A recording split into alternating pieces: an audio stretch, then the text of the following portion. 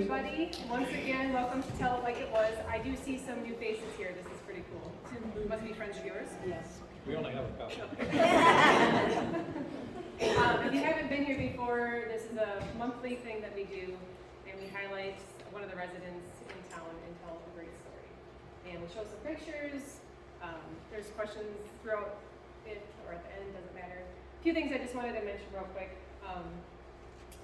Is that we have, I don't want to forget, I just printed off, 2 months ago, we printed off some new brochures for the museum in town. For those who also don't know, we have a museum of our own in Augusta, and Judy and I run that along with Sally and Ellen and a few other volunteers. So we have some new brochures. One of them is like a walking tour of Augusta, and then another one describes our museum, which is pretty cool. We're going to have a new season coming up soon. So.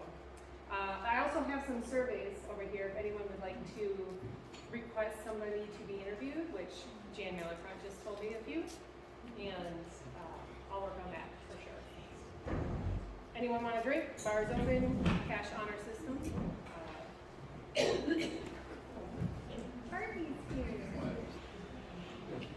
Also, I want to mention that this Saturday we have a Ramble concert, the Soulard Blues Band.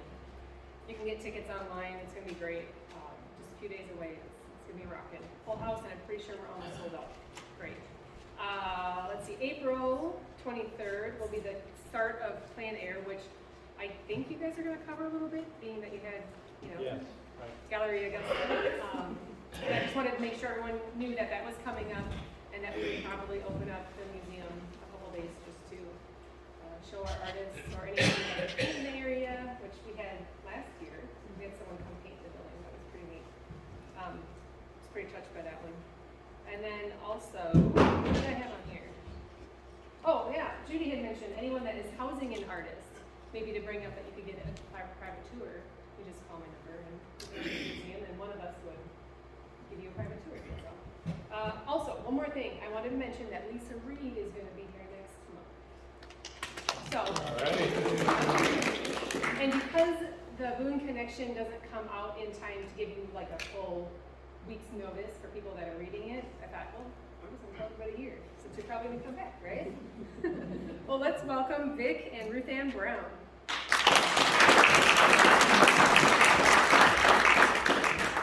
I do want to say that we've memorized about 2 hours worth of history, so I hope you enjoy it. We're going to give you a little preface first in terms of kind of a framework about our lives that will help you understand maybe the other things that we're going to share as we go along. So Ruth Ann's going to start us out, and I'll give you a little preface after she gets done, and then we'll go on from there. And if anyone can't hear, please just either move closer or move your chairs around. I didn't use the mics because I figured I'd keep the machine off and open the doors. So if you can't hear Ruth Ann, holler. I'm sure she'll. Okay, we'll try to project. First of all, I'm not exactly in my comfort zone being up here, but we'll make the best of things. And really, a lot of our story is more than just about us. And I want to just share, for starters, that 3 years before I met Vic, I was raised in a church, knew about God. It was good. I think I figured when I'm an old lady, I'll sit down and read the Bible. But someone shared with me, it's possible to know God personally, not just know about God, but know God personally. And I had never really had an assurance of whether I'd go to heaven. I thought, well, I might, probably not. But I didn't know that you could know for sure. And at that time, really in my life, 3 years before meeting Vic, I was 18 years old. And I came into a personal relationship with Jesus Christ, which has made all the difference in my life. So it's not really a story of the two of us, because I just see even our marriage, it's a triangle in the Lord all the way through. And Vic has been my mentor in my marriage and in my faith. But anyway, that's kind of a little preface before your preface. Okay. So there's a 7-year difference between us. You can guess which one.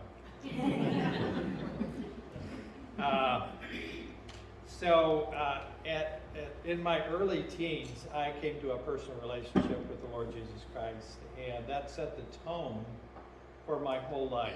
It was a very serious surrender to Him, and realized that He had died for me and for my sin, and would make it possible for me to go to a holy place, go to heaven.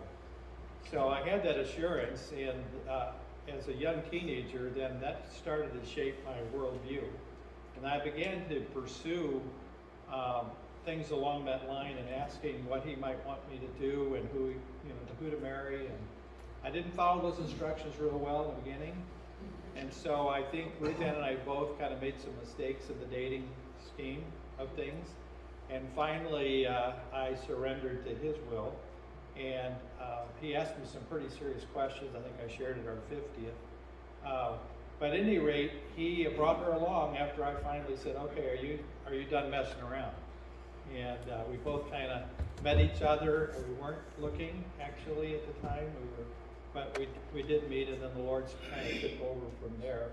And so what we're going to share is kind of out of that perspective, how He directed our steps, how we would buy a house in a certain location, how it would get sold, and His hand was in it, which was pretty incredible, how it got sold, and so on. So that's kind of the preface. So how about when you guys met? All right, you want to... There we go. We have two different versions. It's the truth version, and then there's fiction. So this was, I guess, August 19th, 1972. And we got married the following year in June. This was actually the day we met. Yeah. Somebody took this picture. I think it's great. It's incredible. You can see I'm starstruck here. This is yesteryear. So we were both counseling at a teen week at a Bible camp in Lake Geneva, Wisconsin. I had a cabin of teenage girls. He had a cabin of teenage boys. A lot of crazy things went through the week, and yeah. So that's kind of where it got started. It was interesting because the Lord's hand in this particular case was, I wasn't supposed to be there. I was kind of counseling in different camps around the Midwest, and I got called up to Lake Geneva to help up there for that particular week. And then she was invited to come because through some friends. So that really wasn't supposed to happen in that sense. So this is, what year is this? 72. 72. All right. And then we were married, thank you for that. We were married a year later, okay? I will tell you a quick story about how we got engaged. She started coming down to she was in Chicago, I was in St. Louis. So we would go back and forth, and so I went up to Chicago to visit her folks, and we were sitting down in their home, and I was going to ask her mom if she could come down for Thanksgiving. And so I said, okay, is that okay if she comes down? She said, okay, I guess that'll work. You look like you're somewhat trustworthy. And then through the conversation, she says, now, is there another question? We were thinking about asking them at Christmas, whether for her hand in marriage and the rest of her life. But at any rate, my knees are knocking under the card table after when she asked this question. And then she asked this question. She said, how are you planning to support our daughter? At that point in the ministry, I was in a faith ministry and I had no salary. Okay? But the Lord would always supply through different means, and He would take care of me. The only thing I could tell her was this: I can't promise you anything except this: your daughter will never starve. I will do whatever it takes to support her. And on that, she saluted. She said, okay.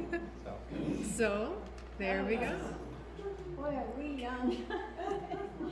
Crazy to see old pictures, but actually, so we were married, I'll outside of Chicago, 73. And the dress I'm wearing, my grandmother wore it in 1904, my mother wore it in 1942, I wore it 73, and then our daughter, Anne Renee back there, she wore it in 98. So, 4 generations, there we are. We look young, don't Babies. Here's a better picture of the dress. we? This was at the 50th. How many of you were at the 50th here? So that was on a mannequin, that dress back here. And the Missouri did a nice little article on it in the history. It was very nice. That's very special too. That, you know, it was worn 4 times and there's Yeah. a story behind it. Where's the dress right now? It's in the closet. It's available for For you. future. And you have three of them here, is that right? 2 here and 2 we here? have others elsewhere. but That was a hint. Yeah, when you think of it, that there was very little alteration done on this dress for all 4 people. So, remember when we were all skinny? Yeah. Let's see what's next. Your family. Okay, so, let's see, really the first 2 years of our marriage, we were in Lubbock, Texas, doing the same kind of a faith ministry, which was quite interesting. Working with college students in a small church and young married couples. And then, through some circumstances, the Lord brought us up to St. Louis area. Well, our firstborn, who's in the back row here, Yeah. so she's a Texan. This is Anne Renee. Yeah. And so she's a Texan, born down there. We were there 2 years. And Anne Renee was born in there. Yeah, she has 4 children, and 8th grade, 10th grade, 12th grade, and sophomore, which is basically what we had 4 kids in 5.5 years. And so she's close at that as well. And then we caught on as to how that was happening. So take a look at Eric, because we're going to say something, her husband on the far right. Oh yes, I have a picture later on when we talk about good news. Good, Yeah. good. So our second born is Joel, and from Washington High School, actually he went on to the Air Force Academy in Colorado Springs. So he graduated there in 2000, and he's been in the Air Force 23, going on 24 years. So it's always interesting hearing Air Force stories from him. He's been all over, including Germany. When they were in Germany, their children were real small, and they put them in a German school so that they could learn German. So several of them are fluent in German. So yeah, lots of life stories. Their son on the far right, no. Second from the right is at the Air Force Academy now. So we'll see what the future holds for everybody. There's some college graduates in there. A couple of them already graduated from college. So. Aaron, so he's our third born. So Aaron is the only one of the 4 that's in Missouri. That's actually in Augusta. But Aaron went through the Washington School District here, Augusta Elementary, junior high, senior high. But then he went to the University of North Dakota. He went into aviation, and he's a pilot for Allegiant Airlines. They live south of Nashville. They have 3 little busters. They're actually 4, 6, and 8 right now. We watched them for 10 days earlier this year, and we're still here. And our youngest is Rebecca. She went into nursing and did travel nursing and ended up in California. She did travel nursing out there. She's really in pediatrics, and met a man he was from California. It's funny because Becca was kind of always in the fast lane, but she married a Californian who really is more in the slow lane. So it's kind of, so anyway, they have 3 children, and she's actually working on her nurse practitioner online from California through SLU. So, yeah, each one has a story. Well, it's a beautiful family. And Lots of grandkids, which is adorable. They're all adorable. Here's a picture right outside. Yeah, this was this last June, so those are our 4 kids. This is, and we had our kids put on a 50th anniversary celebration for us right here, this very room. So, yeah, it was kind of fun. There were, I think, 8 people that were there. We were at our wedding. There were, how many states? 5 states. Then it was pretty amazing. I've been very blessed.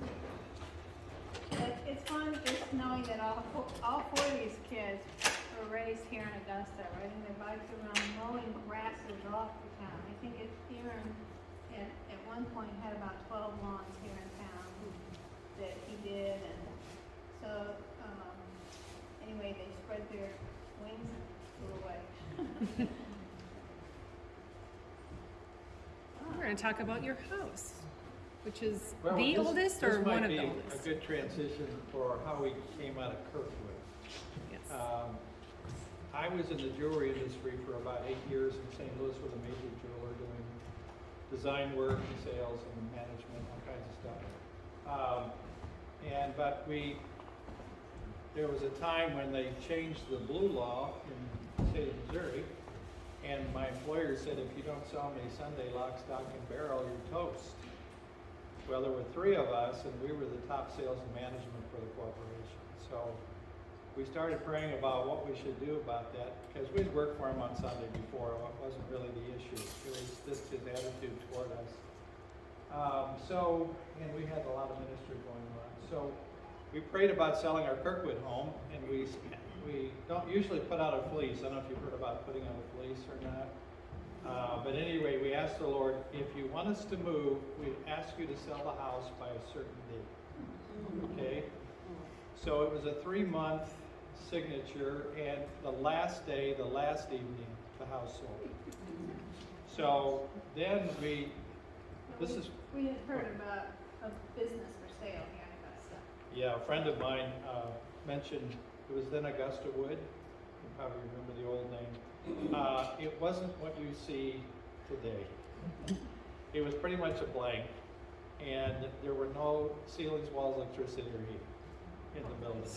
So we started basically with just a blank building with a concrete floor, and went from there. That's a whole other story. But at any rate, the owners, I had made an appointment after that sale to go out and talk to them about buying the business. Then I discovered I didn't have enough money. So I made an appointment on Tuesday. This was a Saturday. I'm coming out to talk to you about this building. So on Sunday, we got unsolicited phone calls saying, if you need a loan, you need some money, it's available. So instead of going out on Tuesday and saying, we ain't coming, I said, we're coming. And the Lord opened up Gallery Augusta for us, and we're coming out here. We have no place to live. We put all the money in there. We don't even know where we're going to live. And as part of that, I'll tell you one real quick story. We were looking for a little rental somewhere. So in the Missourian was a little ad from a farmer saying, if you watch the pigs, you can stay in the house. So we made an appointment, and we went out to the farm, and I still don't remember where it was exactly. It was out 94 somewhere.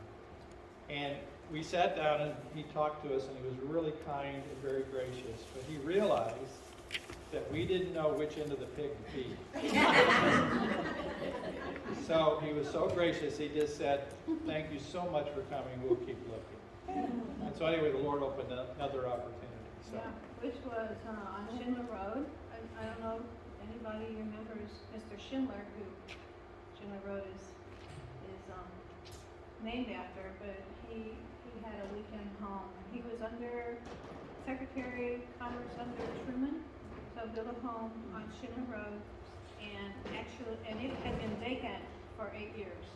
We needed the owners, and they said, you can live there, but you need to fix it up, bring it up. So anyway, so we did move here in January of '85, and so our kids were like 3579 at that time, and that started a whole new journey. We had never lived in a city less than 60,000, so country life was brand new. Yeah. Do you know what year you bought this house? Yes, so we lived there for 15 months, then we lived on Lower Street with another rental. We bought this in 86.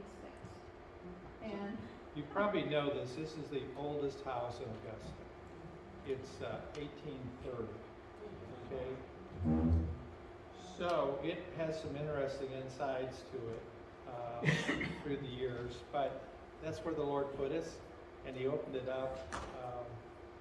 And it's been a great opportunity just to be in the community and have neighbors and to get to know people. And we grew to really love Augusta, and we've lived there ever since Yep. in this house.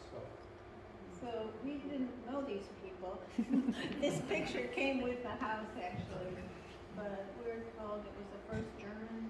I would say this is turn of the century. This is kind of interesting. About 1900. So that was second generation or third generation? Yeah, because 1830, and apparently this was an English-speaking family. Okay, here. So this is how close it was to the road, and it still is really close to the road. And there was this, and these trees are gone, of course. A lot of that's gone. But, Wow. yeah. So Anita did, she did her book with a lot of houses in Augusta. This is it, I think, out of that book. There's a different one. Is it? That's the newest picture that I had on the screen is one that I took, but there's Okay. one before that that I think she did. Yeah. So we've added onto the back of the house and so on. But we're very happy that it meets our needs. When our kids come, we move out and we give them the house with their kids, and we go to a B&B. It's a smart move. All right, we can switch to the garage before you guys bought it. If you recognize, Gallery. this would be facing the park here, and so there were a lot of bays here for trucks and all kinds of things. The drive-through was over there on the left side, and if you look carefully, you see the outline, that's been blocked in, and then this is double doors with windows over it. I understand that when you played ball here, if you hit the side of the building, it was a double. So that was kind of key. So they all probably know it was a service station and converted to a wood shop by a woodworker, Charlie Brennick, in 1979. He opened it and I think before a gas station, there was a butcher shop back in the. It's been an ice cream shop, a butcher shop, whatever. It's been a lot of things through the years. I like this one because you can see the church in the background. Yeah. So, yeah, a lot of What year activity. is that? What's that? What year is that? I In don't the know. 40s, I guess. Yeah. This would be, when they still had all the bays open. So when you bought it, you said there was Charlie Brennick, the furniture, is that why you bought it? Well, he sold it to his in-laws. Wait a minute. Yeah. He Yeah, sold it to Katie his- Darton. The Dartons. Anybody remember the Dartons? Jack and Katie. Jack and Katie. So, And she could have started 100 business. She was an amazing lady. So anyway, we bought it from the Dartons. And, I have more of the garage pictures. so what years would these be, guys? 50s or 40s? What did I hear? 50s, yeah. So this is around that late 40s, early 50s kind of period.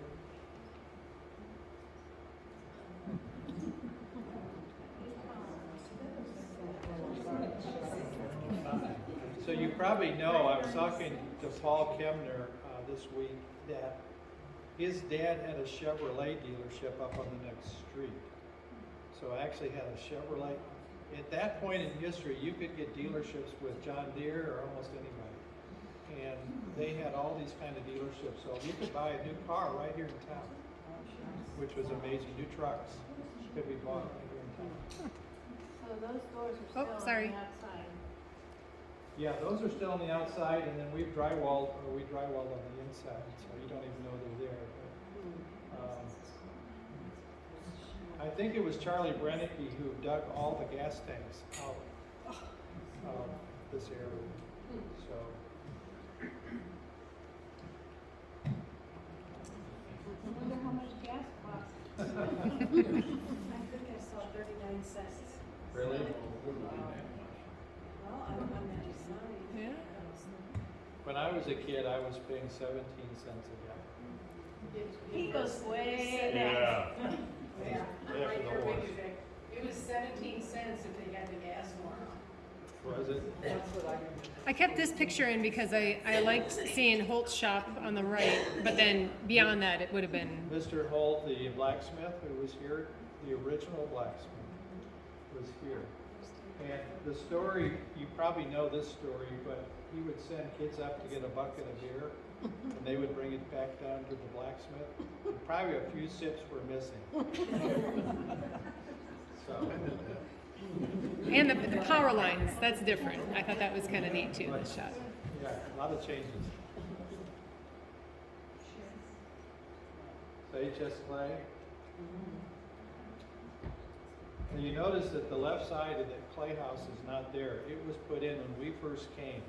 That turret section was put in by Andy Understall, who's built all those things in Washington on the riverfront. But Andy lived here, and at that time built that turret section. That's good to know.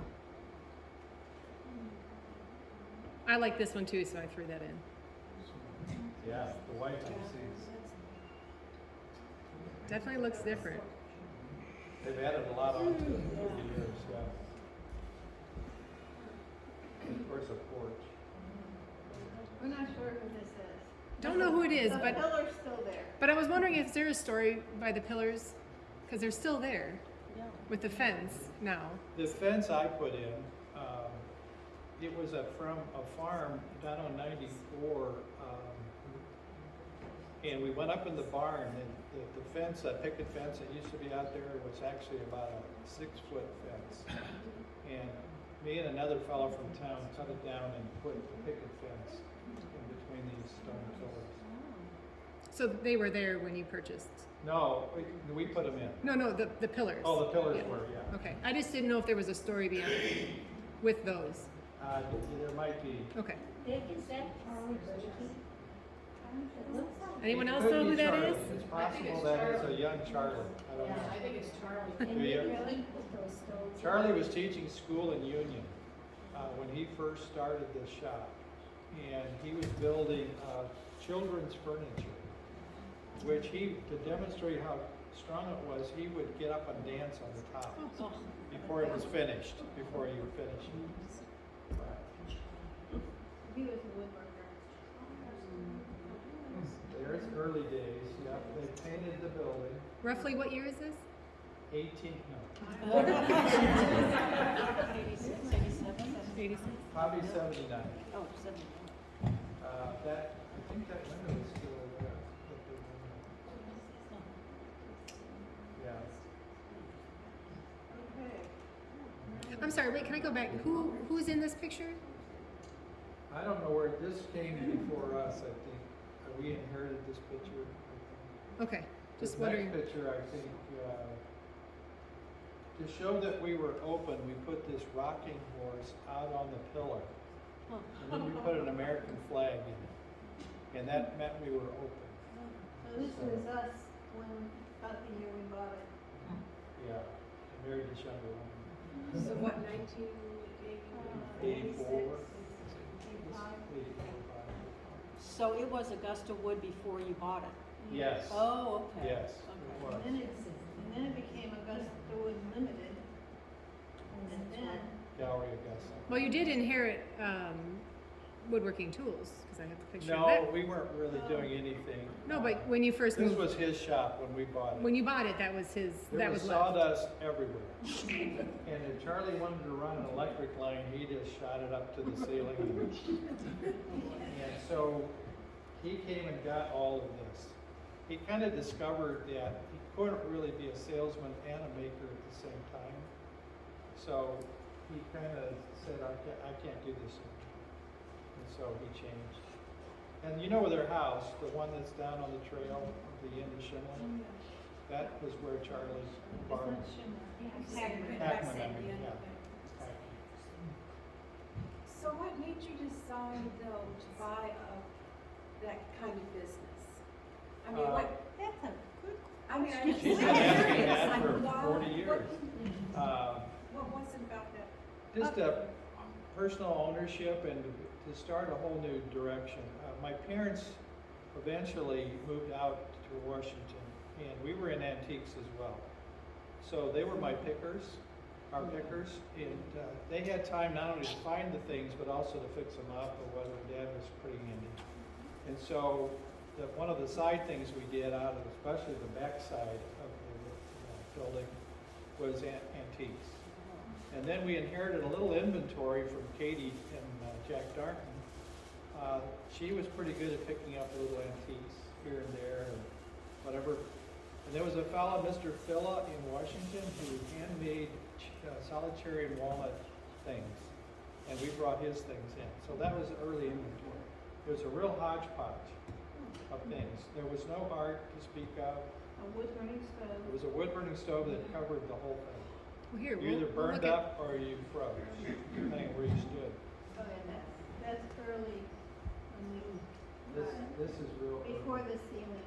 I've already put in central heating, so we're getting ready for a ceiling. So we'll do a drop ceiling and that'll be up in the ceiling eventually. So. We sold about 400 of those. Those were rockers out of northern Michigan. And they came down from the Upper Peninsula. And all of us at that time, before we were old people, they were buy these. And they were platform rockers. And those are the three doors that are on the outside that you can't see. So you probably haven't heard of Jesse Barnes, but he was an artist who went national, and we picked him up before he was national. It was one of the things the Lord used to really make the shop jump. So in 1986, I picked him up as an artist, and in '89 he went national. So we had 500 people on the mailing list from him. And then we went from him to Thomas Kincaid, and we had 600 on the Kincaid list. And then we said, after that really boosted things. And then we went to originals. So when the plein air started to really kick in, we had such a great resource for original artists coming in here from all over the United States. And as I share with people, if I went to their gallery in wherever, Colorado, they'd say, Augusta, where? I'm not giving you any artwork. But since they were here and they knew what the gallery had become, they would say, sure, how many do you want? So we probably had 50 to 60 originals then that went into the gallery. Of course, we have walls now. These things, this is not with walls. That's the doors. This is Jesse Barnes. We had personal appearances of artists come in. And Jesse would come in every 2 years. And he would share one of his latest. He'd bring quite a few originals. And that's actually us, if you don't recognize. I didn't know if those glasses are big enough, but I think.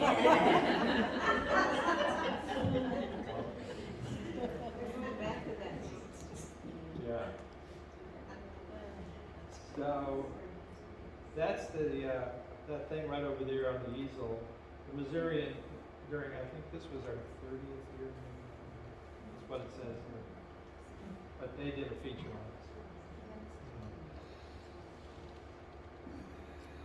Is there I'm gonna go back real quick. Is there anything else you'd like to cover about the gallery?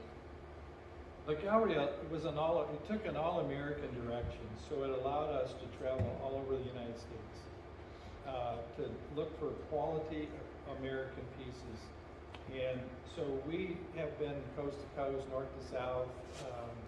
We started to do major shows like everybody else to buy out of.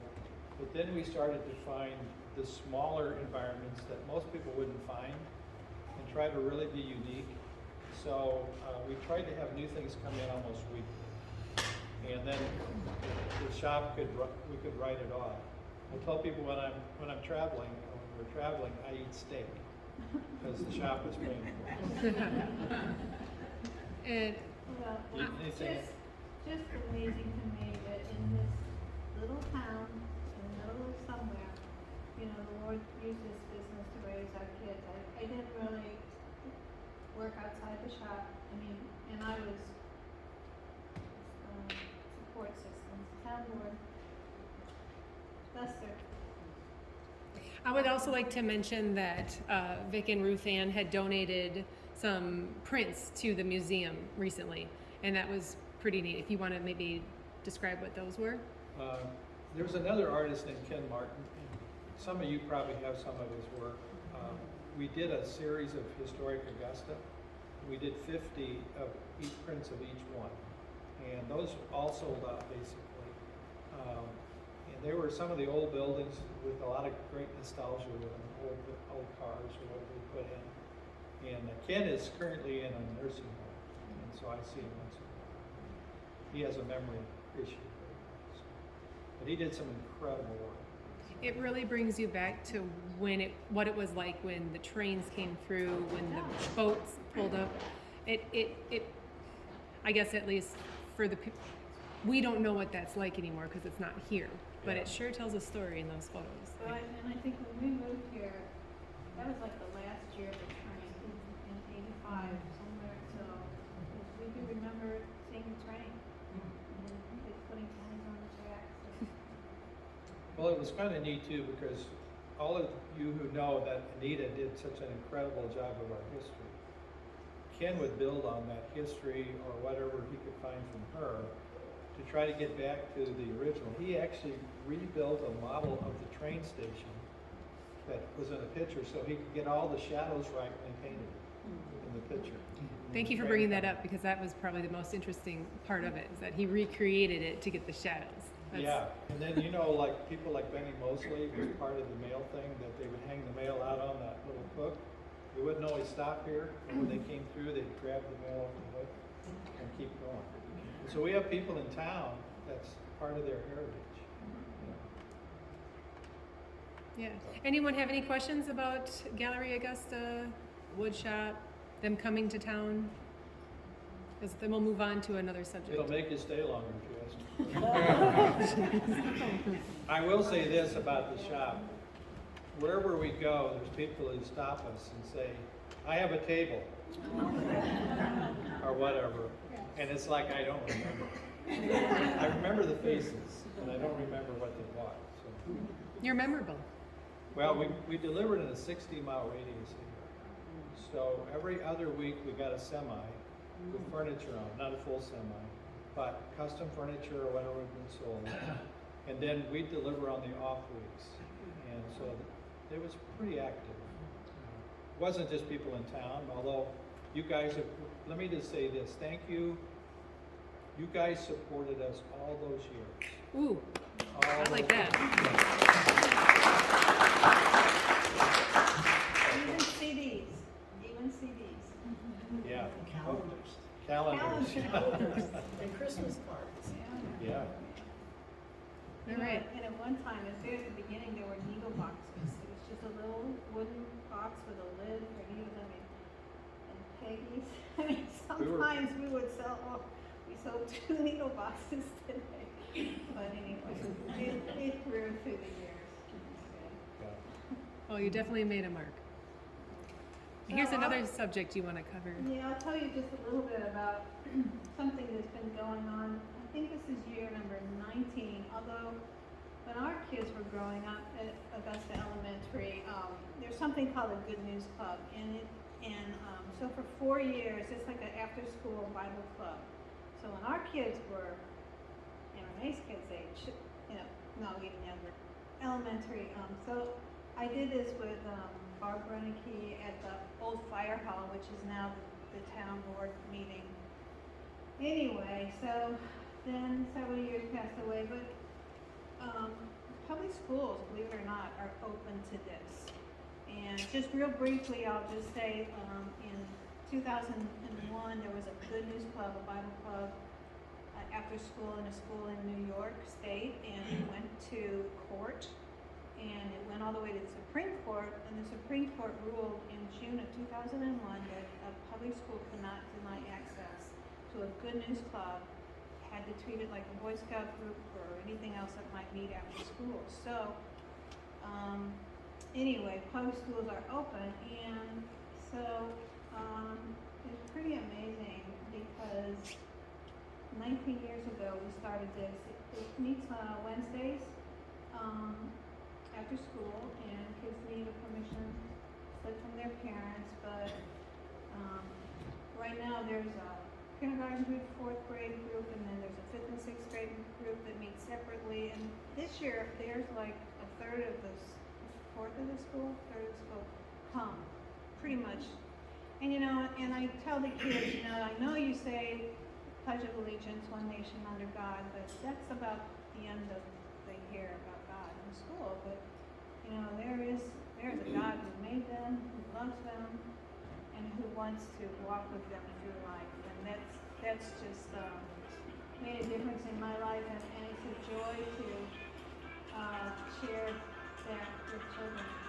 And so from the first year, some of those kids are now married with kids, and we hear, it's just been a real blessing. Every year we take a picture. This is a picture from last year.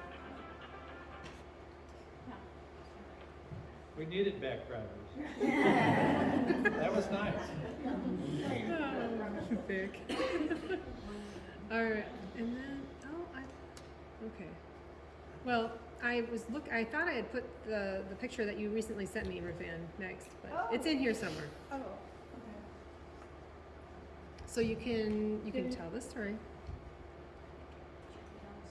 I did not Summer- recognize this. sorry, summer camp. Okay, I know what this is. Yes, I'm sorry. All right. So, the same Good News Club, so we give an opportunity for kids to go to a Bible camp midsummer. It's called Turkey Hill Ranch Bible Camp. It's in Vienna, Missouri, and so this is really taken from their brochure, which I didn't recognize it right at first. But there's been about 20 kids that go for maybe 10 years. The first year they went, I went along with them to be a counselor, and most counselors were high school, college age, and here I'm a counselor. I felt like I would have been better off at that senior citizen table than the lunch workers, but I just went in case homesickness but anyway, it's been very good. I haven't done it, but it's been fun. 3 weeks later. Yeah. No, she did a good job. So this is a camp thing. I get to enjoy this. So I know 3 kids here, the grandkids, they've all been there. I was looking through the website and it definitely looked fun. There was too many pictures to choose from, so I figured we'd just hone in on, you know, the pool and the horses and fellowship. So when I was a lot younger, I walked the grounds. This was a farm, and I was on the original board for this camp. But somebody came along and they just took it and ran with it. We thought it was really great. The first dining hall was, they were giving out cabooses around the country, and the first dining hall was a caboose to get on to the grounds here. So the kids ate in the caboose. So it has since rusted out. They've gone to something much nicer. It's more activities. Yeah, it's got all kinds of things. There's a river that goes through it. Lots of activity. What I was impressed with online was just all the kids and the smiling pictures. I mean, they do a good job capturing the moment, that's for sure. Yeah. Yeah, kids go and then some of them don't want to leave. I feel bad. I got the last picture of that, and I'm going to find it real quick. So I'm going to turn this off, and I'll get that queued up real quick here. Let me just say too, in terms of the fellowship that we do here, True Vine Fellowship. I have lay pastor dad for quite a few years, and Ruth Ann's done Sunday school there. But we also help sponsor these kids to camp. If they can't afford to go, then that's worked out for the kids to go. The first year, which is quite a few years ago, we paid for all of them. But they had so much fun after the first year, they all said, no, we don't want any money. We're all gonna pay for our own way. And so all these parents stepped up to the plate, and caregivers, and said we want them to go. So when we send them off before camp, we usually have a big hot dog send-off. And we invite the parents and their siblings and all these, so we probably have 75, 80 people eating hot dogs. And then we put these kids on transportation and send them off to camp. So it's pretty exciting to see. I will say too, in terms of the club that's in the school, there's a thing called the share chair that they have. And they have different people come and share about how they came to know the Lord. It's just a short 5-minute thing, but the different people do it. Well, there's this one helper who was in the club when it first started, and she's gone through college and come back as a graduate, and she's helping with the club, or was helping at the time. And so there was this particular week that she said, well, I would like to sit on the share chair. And so she got on the share chair, and she said, kids, when I was in first grade, I was in club, and I trusted the Lord right here. And now I've gone on in life, and I've gone through college, and I'm back here to tell you that you can still walk with the Lord. And so it's pretty incredible that 23 years or whatever through that cycle, it was amazing to have her want to do that. So anyway, just a little human interest story. So I want to just, tell you a story. This happened this week, but it also happened 5 years ago. But I just want to start by saying, so Eric on the right, that's Ann Renee's husband. So Ann Renee, our firstborn back there, she left Augusta and went to Indiana University, and she majored in oboe performance. So she met Eric there. He has a PhD in saxophone. So they were both music majors. I was thinking today that their children, 3 of whom are here, Zach, Grace, and Lily, they could be the Von Trapp family of instruments. So anyway, very talented. So 5 years ago, Vic and I went to Arrow Rock, Missouri. I don't know if you've ever heard of it. It's a town of 56 people. It's on the National Historic Register. And they have a theater there that holds probably 300 people, and sometimes bring in Broadway leads. It's incredible for this tiny little town. So we went there, this was probably 5 years ago, for the first time. And while we were there, we see this young man who's on a recumbent bike, and he has all his packing gear and tents. Anyways, we started talking to him. We find out he was from the Czech Republic. And we said, oh, you know, you're on the Katy Trail, you'll be going through Augusta in a couple days. Why don't you have dinner with us and spend the night? So we got to know Carl, K-A-R-E-L. We got to know Carl. We've been emailing, you know, here and there. He's an avid bike rider. He went from Los Angeles to New York City. And anyway, so this last Monday, we got a Christmas card from Carl. He mailed it from Czech Republic in December. We just got it Monday. And so I emailed him and I said, well, Merry Christmas to you. And I said, Carl, it so happens, I don't know if I believe in so happens, but anyway, it so happens that our son-in-law, Eric, he's a band teacher director at a high school, private high school in St. Louis. And they took 50 kids to Czech Republic. He's there right now. And so anyway, I said, you know, I have his itinerary, and I spelled out the concerts in these cities I've never heard of. And I said, you know, if you get a chance to go to one of these concerts, and just go up and meet him, or talk to him. Actually, when Carl was here spending the night, Eric took him out for a beer at the brewery down there. So there was a connection. So anyway, he wrote back and he said, well, there's a castle in this town, and my parents live in this town, and I know all these places.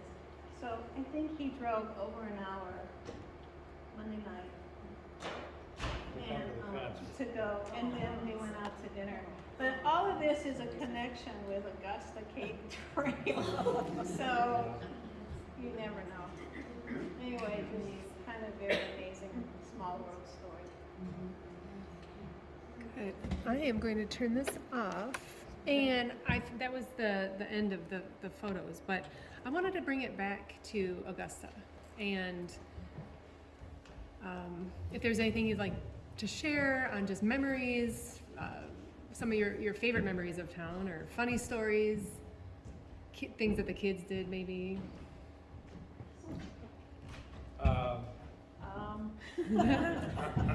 We could certainly do that, unless anybody has a question that you'd like to take in a certain direction or a certain. What are your plans now that you're retired? What are our plans?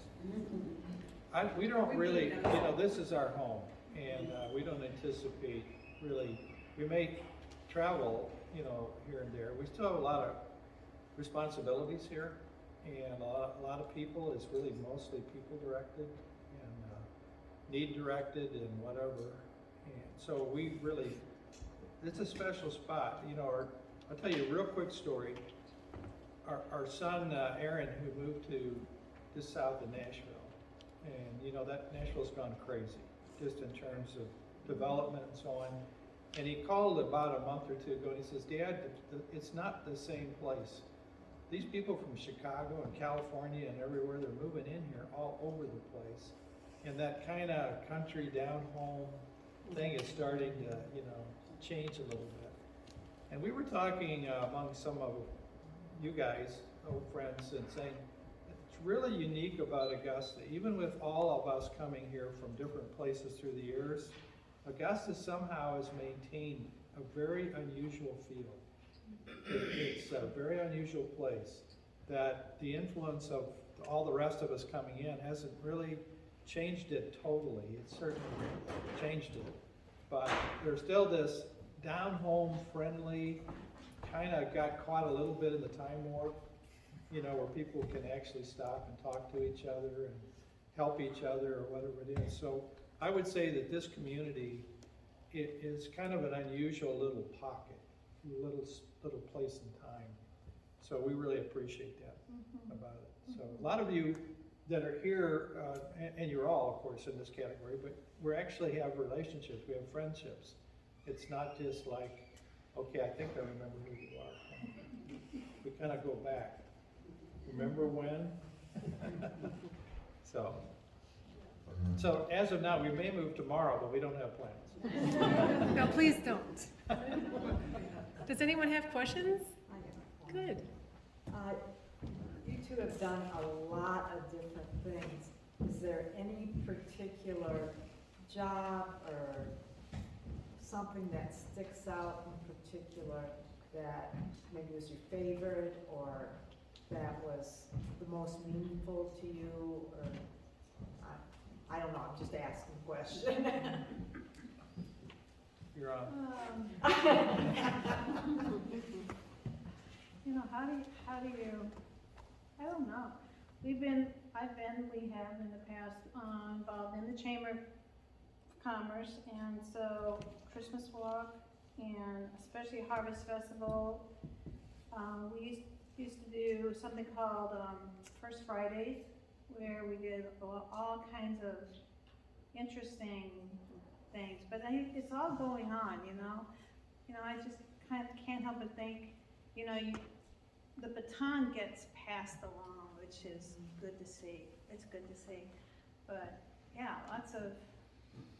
we've just seen this place grow. When we moved here, of course, Montel was out on the bottom right, and Balducci's was not, and I guess Montel was there for sure, but Augusta Winery was not there.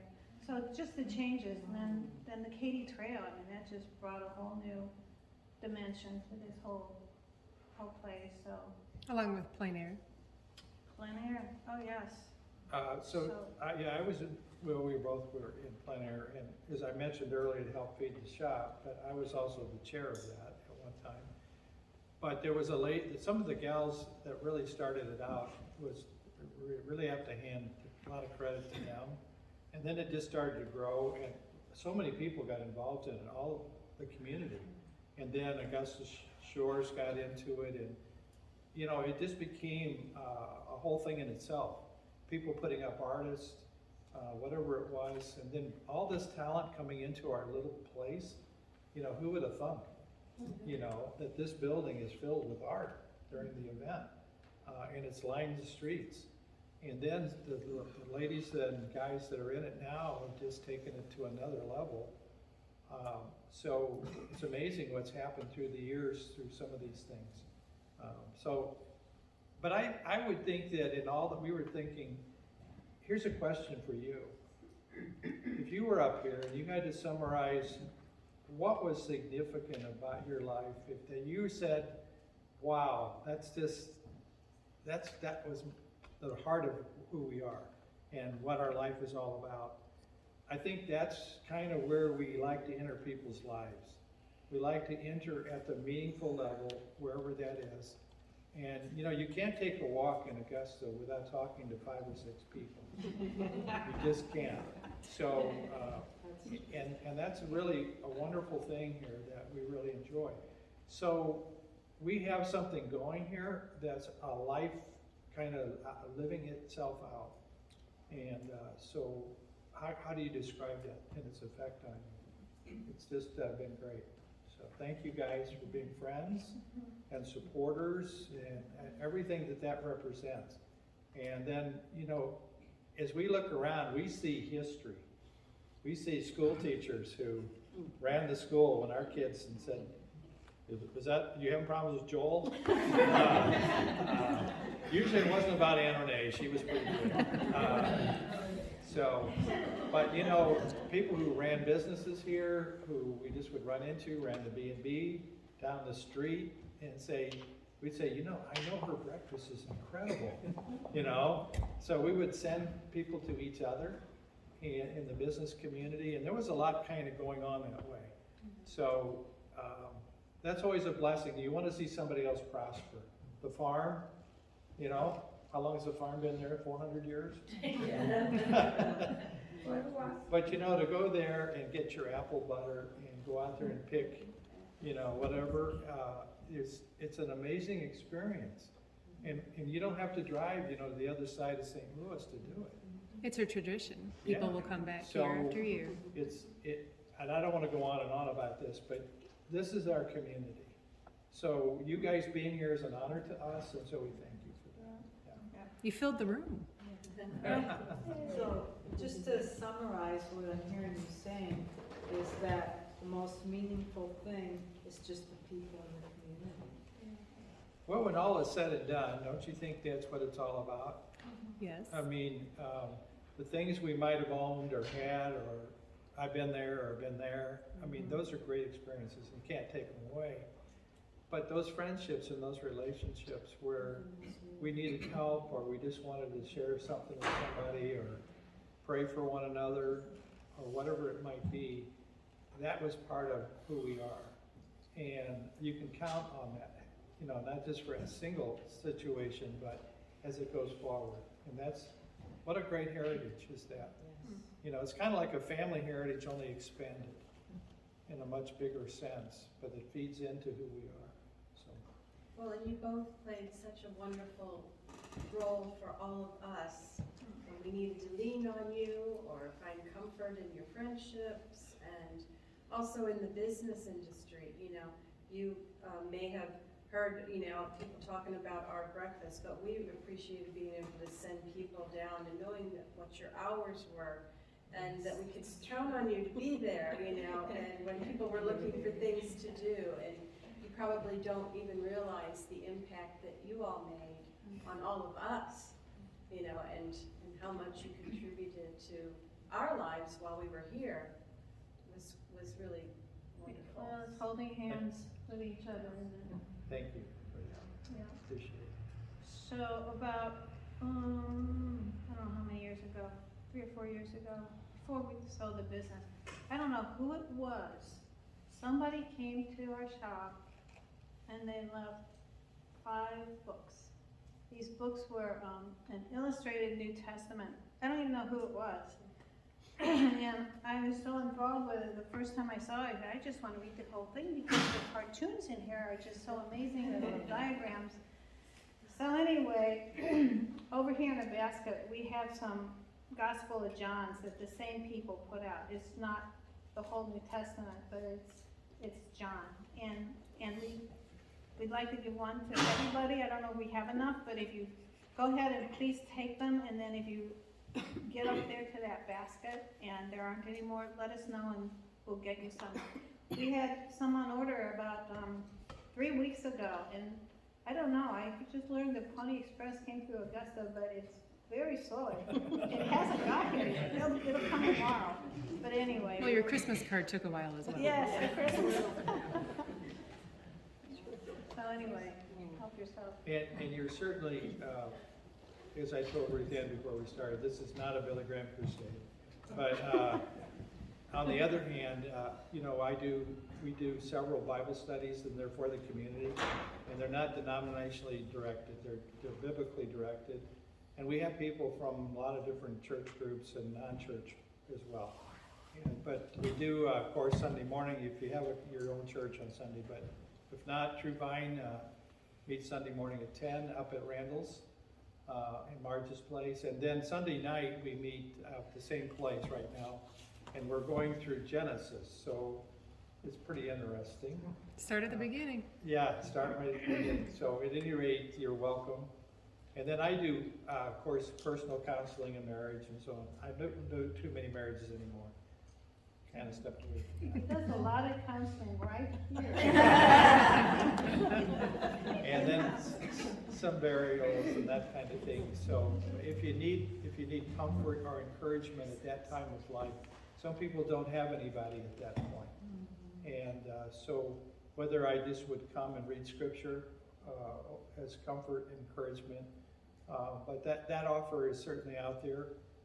And whether it's much simpler than that and you just want to flag one of us down on the street and not get too official, certainly we're open to that. So we respect all of you, and we respect what God has done in your life, and that you are living testimonies, we all are, of His goodness, and we're enjoying life together. So Yeah. I don't know. I was gonna ask a couple other questions earlier, but don't make them hard. no. It was one of the when you had told me how many people came through your home for the Yeah. walk, and I kind of wanted to touch on that because I was amazed at how many people walked through your house. Being that it's the oldest house in town, Yeah. but the amount of people that came through is impressive. You So wanna? this was the first Christmas house tour. Mhm. So I think they've been doing it 5 years, I'm not sure. So it was the first year, and we said, sure, and we thought, okay, there'll probably be maybe 25, maybe 50 people to our house. And so Barb Ferris she was one of the we had somebody on the front porch. I think I was in the living room giving a little history, then somebody in the kitchen serving something, and someone in the back room, so I go out the back door. But there were, and it was a nice day. This was December. It was a nice day. It was a good thing. We let in 10 people at a time, and there were over 200 people there. So it's like, but yeah. So that was. Well, interesting thing, if you look at the house, it was just a square originally, okay? Now it's got an addition behind that and another addition behind that. Each of those additions were back porches at one time, okay? But the original house, when we moved there, had a door originally right there in the square, right at the end of that big room. And then 80 years later, that door went to that porch, the end of that porch, and they enclosed that porch. And then 80 years after that, they moved that door to the second addition. And then I don't know if Randall still has it, but we gave that door to Randall. That original door from that 1830 house. So it's kind of interesting. Our kids were, I will say, very gracious because the house is not large and it has a circular staircase to get upstairs, original, okay? Yeah. And so the boys were in this room and the girls were in that room. One bathroom No with two basement. girls. Two girls. You do not talk to them in the morning before they go to school. Your hair looks great. No, it doesn't. So at any rate, that was kind of the. It was probably our house that, helped them fly to other states. We didn't have to ask him to leave. But they enjoy coming back to Augusta, lots of memories. Yeah. Well, Randall, what did you do with the door? What did you do with the door? Dick mentioned where True-Vine meets at our conference center. And there is a room we call the Four Seasons room. It has all the glass in it. And there is a door that goes out onto the porch. That is a Dutch door right out of Dick and Ruth Ann's. That's interesting. That door actually is not the original door. That one came out of the shop. That one was, when you first walked into the shop, you would have walked right into the office where the middle room would be. And that door was there, and Katie Darton used it as her office. But it was a Dutch door that you could open, Yeah. which is really neat. And Randall has it as you go out on the porch from, what do you call that back room? The Four Seasons room. Four Seasons room, yeah. Yeah. So, yeah, Randall is good at collecting those kind of stories. Yes. And Dick and Ruth Ann can open the top part of it and serve beverages to their church members out on the porch. Yes. Amen. Well, do you have a message for the future of your grandkids, your kids, in the area coming back to Augusta? What are your hopes for Augusta? Well, it would be a lot different from what our hopes for any of us, for any of you or any of us, when it comes time as we go through life and we find that we need support and help, that we find that in the Lord. And it's certainly available. And He has proven that to us over and over again. Any of the counseling or any of the teaching that I do comes out of that reference point, that biblical worldview, where God has addressed Himself to all kinds of issues in life and given guidelines as to how life works best. But He does leave it up to us, and so we make those kind of decisions, sometimes based on good information and sometimes not. So most of the counseling I do, for instance, or the prayers that we have for the people that we try to help, is to use those guidelines to bring them answers or comfort or encouragement, and to know that somebody cares, that there is somebody who really does care. And when you think through your own families, what's one of your greatest desires to kind of evaluate your life is that what came out of your home, what came out of your environment, you pray that would be good. You pray that you left a mark that would mean something to the next generation and then the following generation. And that's where our significance really counts, I think. It isn't so much like where we've been and what we accomplished and how much do I have in the bank and all that kind of stuff. I mean, those are important things because it shows our diligence and so on. But I think, what impact did we leave? Why would they want to come back and ask questions or counsel, or just to come back and give us a big hug? Because we want to give them a big hug. And I think, I sense that in this community, that it's a hugging community. It isn't just hi, but it's stop, roll down your window, or whatever you need to do to make that connection. And then if you have the opportunity, give each other a big hug. So that's what I would say. I give everyone a hug. I agree. Good. No. Is there anything else anyone wants to add? Otherwise, we're ahead of the game. Vic, you said we were gonna have like 2 hours. Judy? I would like to ask if there was something with Augusta years ago that's not here anymore and you would like to have it back? Good question. Well, a restaurant would be nice. Yes. The streets definitely, I would like to see improvement in the infrastructure.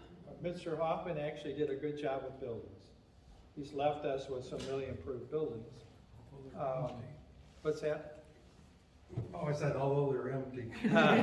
Yes, they're empty, but they are better than he found them.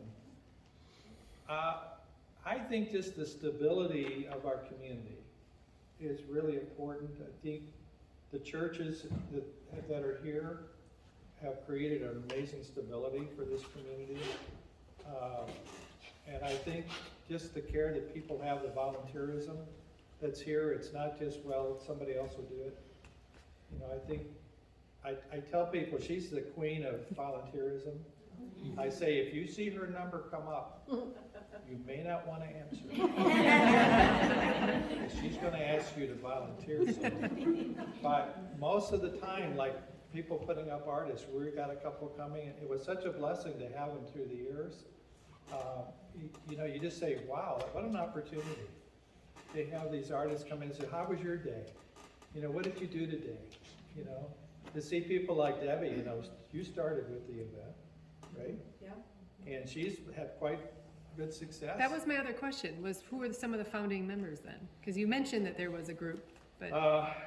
Corinne and Connie. Sefton. Joan Parker Joan Parker. was the lady who came, she is from Kansas City, I think, at the time. And they were doing an event in the Flint Hills out in Kansas. And she came here, what is it, this is year 21, I think. So like 22 years ago, and she said, you guys have such a beautiful environment here.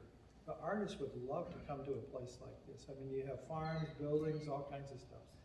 So Corinne and Connie Sefton, and you were early in. Kathy Kessler. Kathy Kessler, well, she and I think co-did it once, or she did it by herself. And I did it 4 or 5 years, I don't remember. But at any rate, there was a lot of people early in that said, this is amazing, these artists are willing to come here. And it always started at Augusta Shores, that's how it used to start. And you guys would put on this, what is it, chili bonanza. And then people started seeing what beautiful renditions of art there were. And there's 5 media in the event, so it's not like, oh, if you've seen one, you've seen them all. You have not. You got watercolor and oils and acrylics and all kinds of things. And so we started seeing our community from their eyes, and it was really amazing. And then people started buying. I mean, there was pretty healthy purchasing of, I think the highest I ever had was 30,000. And last year they had 120,000 sales. Okay, so just to show you the response to this and people coming in from all over the place. So, yeah. You know, one other thing, just as far as Augusta, we live in a time and a culture, and we've seen a lot of changes in our lifetime if you're anywhere close to where I am, but there's just a lot of divisions in our country. It's a divided country in many areas. But the one thing about Augusta, and I was thinking just now, just the name of this place, Harmony Variety, which really means what, music club, but the harmony, there's just a harmony about Augusta that, you know, people long for this kind of community. And you don't get this if you're in a big subdivision necessarily, but anyway, there's just a harmony here. It's a welcoming place, and so it's special.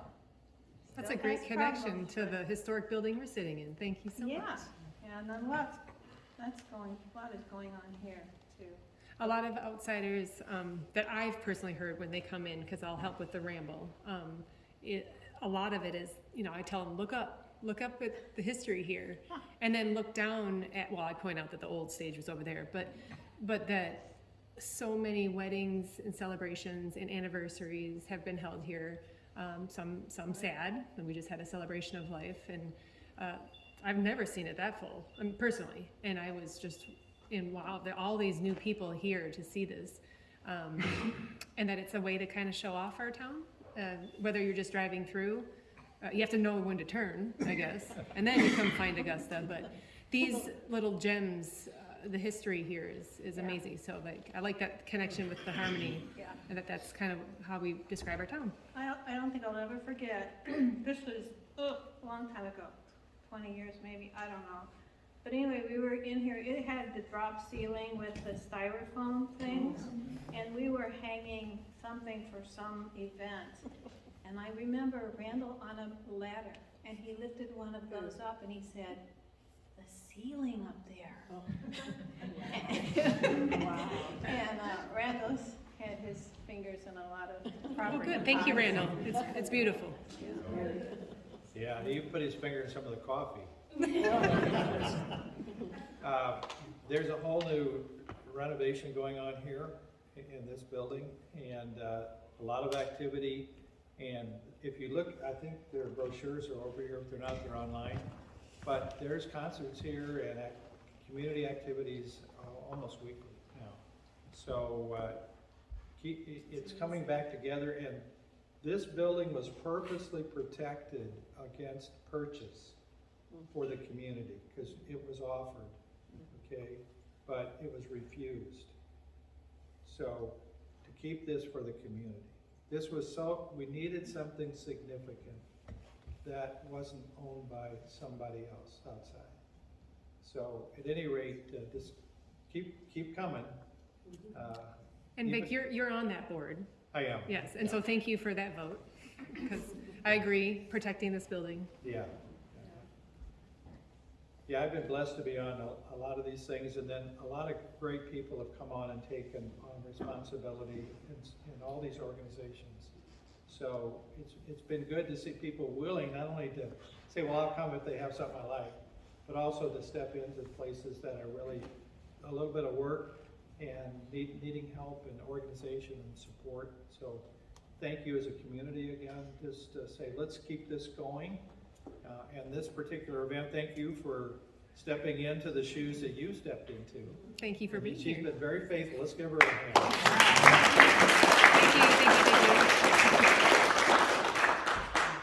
I'm just like Ruth Ann, I'm a convenient volunteer around town too. But everything that you mentioned about the town and the community, I feel it deeply, and it just makes you want to volunteer more, because it's a full circle here. Well, there's 3 people asleep on that 4th row back. No, there is not.